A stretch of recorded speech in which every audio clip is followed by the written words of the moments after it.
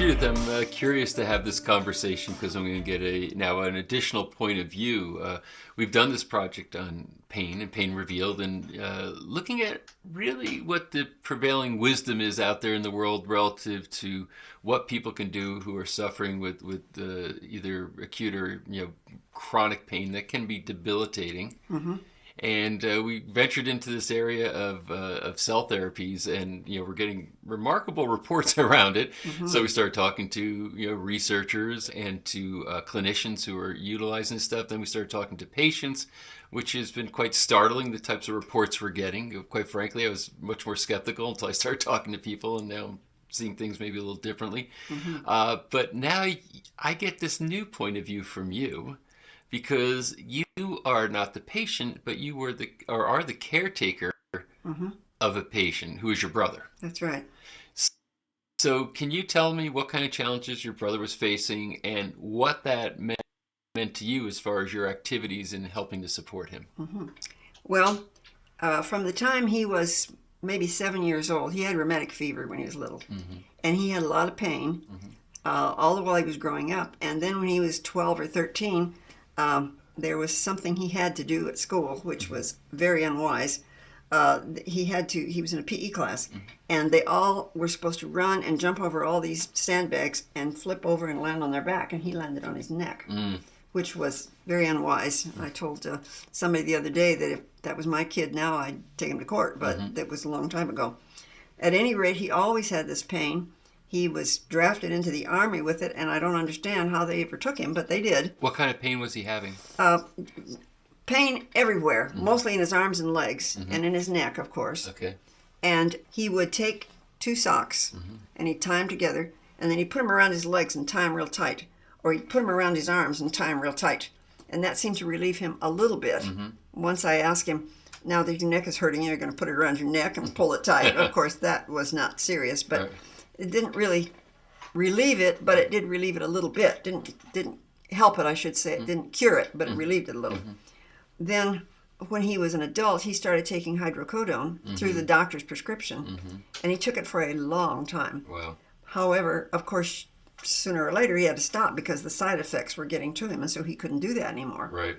So he just went ahead and suffered with it for a while until I got this thing in the mail, and I had heard about stem cell, but I didn't quite understand it. I had a lot of misconceptions about it, and I found out it wasn't the bad thing that I thought it was.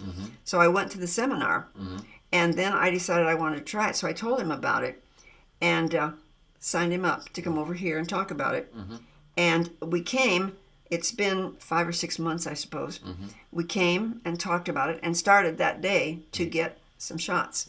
It was his knees, his elbows, and his neck that could be helped. Now, there's other things wrong with him. He's had a stroke, and he's recovered from the stroke. In fact, he can drive a car, things like that. He has diabetes. Some things he can't remember to do properly.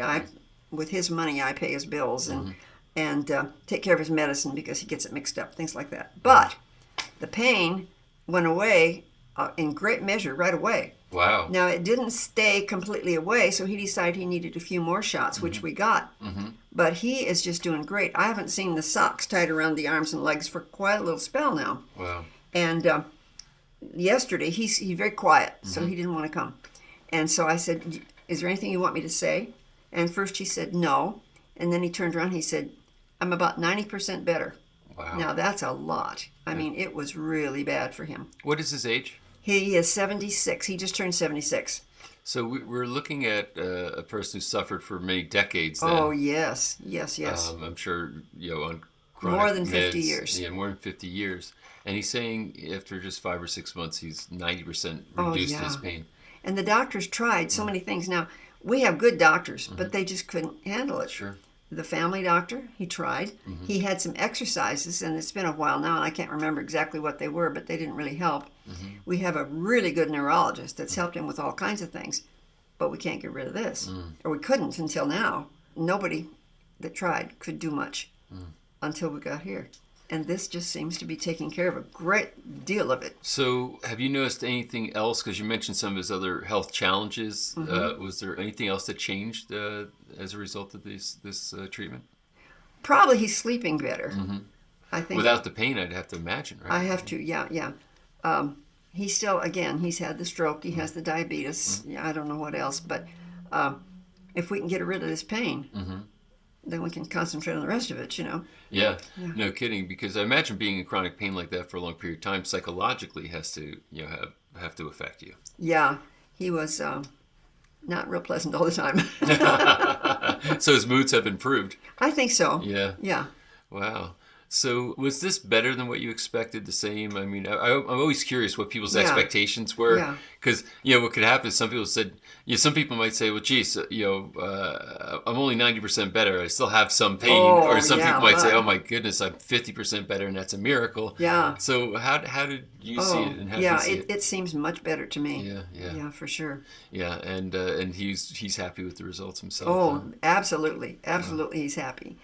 Wow. He's just very quiet. Yeah. So he's not the camera person. Well, you know what? I'm glad because I'm happy to see it, through the lens of a sibling and somebody who's helping to, like you said, you kind of helped to take care of some of his affairs in his life. Any last comments or thoughts you have that you think are worth sharing? I'm just very grateful that this is available. I know that there are things that need to be done politically with it to make it more available to more people, and I hope that can be done soon. Yeah. But we managed it, we found it, and I'm very happy that we did.